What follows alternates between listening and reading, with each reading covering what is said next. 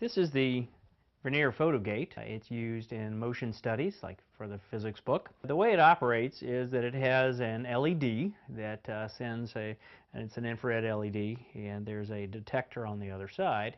And if an object breaks the beam, it can measure how long the beam is broken. And so there are a variety of different timing regimes that you can use with this. And that's part of what we're going to go over in this video.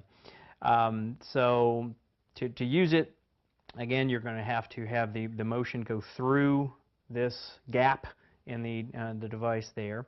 Another way to use this is to shine a laser into this hole where there is a detector that can detect the light coming from the laser. And this allows you to run a larger object through the Photogate.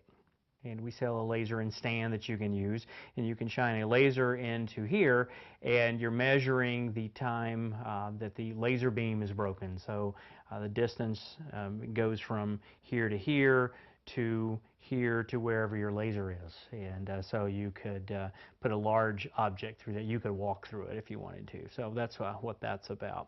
If you're using that one with the laser, then there is a slide here that covers one of the detectors. And so you want to make sure that if you're using the laser part, you have this covered up.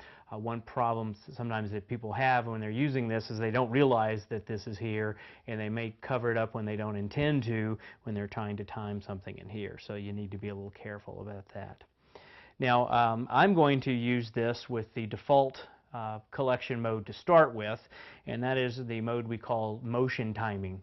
And it's designed for me to be able to drop this object. This is the picket fence, and I'm going to drop it through the Photogate, and I could use it to measure the acceleration due to gravity. So that's where I'll start. And then we'll go over some of the other different timing regimes that we can use. This is a digital sensor, and so it needs to plug into one of the digital ports on the device. And so I'm going to plug it in here at the top, and digital channel 1, doesn't really matter which one.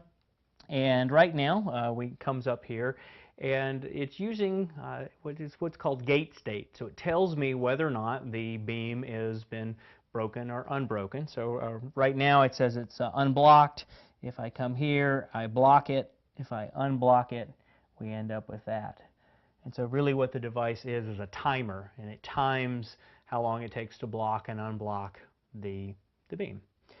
So for this lab, I'm just going to hold the Photogate up above the tabletop, and I've put something here that's a little soft so that when the picket fence falls, it won't fall off the table there and break.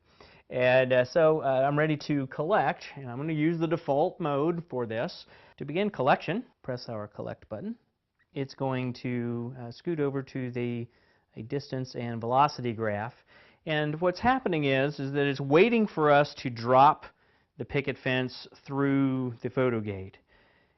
And when I drop it through the Photogate, at that point it will actually collect the data.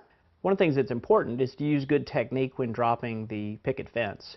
I'm holding it towards the top middle there so it won't fall out of the beam when it drops. And I'm also holding it not too far above